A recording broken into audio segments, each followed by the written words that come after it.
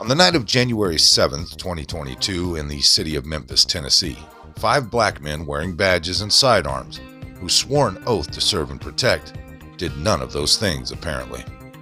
Instead, those now fired and jailed police officers beat Tyre Nichols so badly that he died in a hospital days later from their multiple kicks, punches, and at least 2 strikes with a nightstick or baton. Tyre Nichols was also a black man. The difference was the only criminals in action on the street that fateful night were wearing badges. One only really needs to see the video once to see that what those men did to Nichols was utterly unjustified and criminal. A conversation immediately popped in my head when I heard about this story. A few years back, I found myself on the phone with a, let's say, high-ranking, behind-the-scenes Republican political strategist from Texas. I had just interviewed AIU a couple days before. A few of you may know who he is. He was one of the greats, an old-school YouTuber before the great purge of 17 and 18. And FYI, he's currently posting on a pay platform with Gavin McInnes. Anyways, AIU was what you would call a racial realist, and we talked a lot about inner-city black-on-black crime. So I mentioned this to the strategist because, after all, he was a black man. So I asked about just hiring more black cops to police black neighborhoods and ghettos. And his response, folks, let me tell you, it blew me away. I mean, I'm thinking, why not? I know it sounds a little segregation-y, but if it works, then it works. And at this point in this country, we needed to do something different, right? Anyways, so basically, his response was, hell no. There will be dead bodies everywhere. I shit you not. So at this point, I'm just blown away. I mean, I'm fascinated. This is some gritty stuff. And his final response, I mean, here's the gist of it. He basically said black men will not take half the shit off of criminals that white cops will, especially black criminals. So, yeah, he figured there will be bodies in the streets. Very interesting stuff. So I'm sure you can understand how that just kind of popped into my head as the story broke today. Okay, so let's get back on track, shall we? I'll give you 3 guesses as to what conclusion CNN's Van Jones came to in his new op-ed over this tragedy. It sure in the hell wasn't that 5 bad apples wearing badges ended the life of an innocent man. Oh, no, folks. Jones concluded that black men beating and killing another black man was actually an act of racism. And the subtext, white racism is to blame for black men killing a black man. Now, as incredible as that really sounds, that was unfortunately the expected opinion of race baiters in the media today, where everything, even the beating and death of a black man by another black man, is racism. Oh, correction, white racism. Jones wrote, quote, "At the end of the day, it is the race of the victim who is brutalized, not the race of the violent cop, that is most relevant in determining whether racial bias is a factor in police violence." This, tell you what. Unfortunately, he continues, quote, "It's hard to imagine 5 cops of any color beating a white person to death under similar circumstances.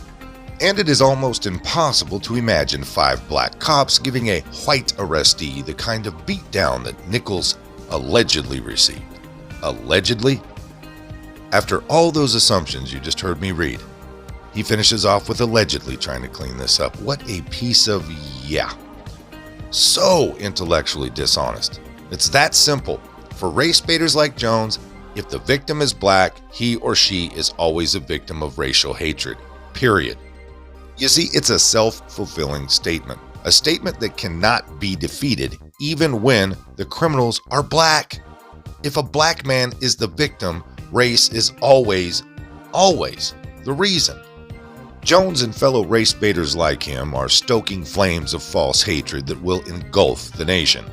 Antifa, the thugs and goons who burned America 3 years ago, have taken to the streets once again and will again burn, loot, and destroy property. I saw plenty of signs on television during the coverage of Memphis last night that called for justice for Nichols, but Antifa thugs burning cities isn't about Tyrese Nichols. It's never about the victims of police violence. The cops who beat Nichols to death have been charged with second-degree murder and will face their turn in the criminal justice system. Now, I'm no lawyer, but believe me I've watched more than my fair share of Perry Mason over the years, and I don't see any defense for their wanton violence. Perry couldn't even save these monsters. Paging Miss Brown, I know I made you laugh on that one, didn't I? Sorry folks, inside joke with one of the subscribers. Let's continue. This is pretty cut and dry. Just watch the tape. Nichols was complying with commands and he was beaten. He repeatedly asked the cops to stop and they continued to beat him. When he escaped and ran, likely knowing that the beating wasn't going to stop, he was then beaten even more, kicked and thrown around like a rag doll. So yeah, this isn't about race. It's about bad cops who will face justice, and if the justice system works, they will spend decades behind bars. Why idiots like Van Jones cannot see anything without it being through a racial lens is beyond me. You know, it's not. It's not beyond me. Or should I say us? Because it's beyond obvious at this point. Much like Geraldo making idiotic statements about firearms, this is simply clout chasing or attention grabbing, trying to stay relevant. He's just being opportunistic and it's disgusting and it needs to stop. That sort of commentary gives worthless thugs like Antifa a license to burn. It gives black folks in the affected areas no hope. That's how disgusting this man is. He knows this. Many will conclude that regardless of who the cop is or what race he might be, if you are a black man, you will be beaten. It is an awful message to send when it's clear that race had absolutely nothing to do with Tyree's death. Unfortunately, when the ass clown president of the United States had a chance to lower the temperature, he did the opposite, because of course he did. In the first paragraph of his message Friday, he brings race into the equation, and then makes a political statement trying to blame Republicans. So let me guess, those 4 black officers in Memphis, Tennessee were really J6th insurrectionist Republicans. Okay. Breaking news, read out with Joy Reid. Monday at 5 o'clock. Don't miss it. Biden's message was the same during his campaign, remember, from his basement.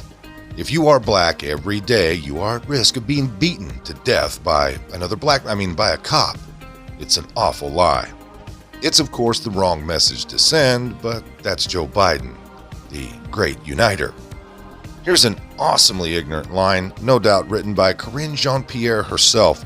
This is in the first paragraph of his statement. It is yet another painful reminder of the profound fear and trauma, the pain and the exhaustion that black and brown Americans experience every single day, unquote. Folks, I've got a feeling if I do much more pontificating, I'm probably going to receive a second strike. So I'm going to go ahead and cut it short right now. I'll end with this. America will burn, and it's people like Jones and Biden and sadly tons more who are truly to blame in our media and our politics of late. Something tells me I'll be doing at least one more video on this topic, unless something's changed and Joy Reid and The View are off the air. It'll be an interesting week, I'm sure. Some of this came by way of redstate.com. If you liked it, hit that like button. Subscribe if you haven't. Leave a comment down below. There's a PayPal link in the description box, so please put $1 in the bucket on the way out the door. I'd like to thank everyone for all your donations. They're much needed and much appreciated. Now, with all that being said, we'll see you next time. Come on, move. Move. Easy, easy.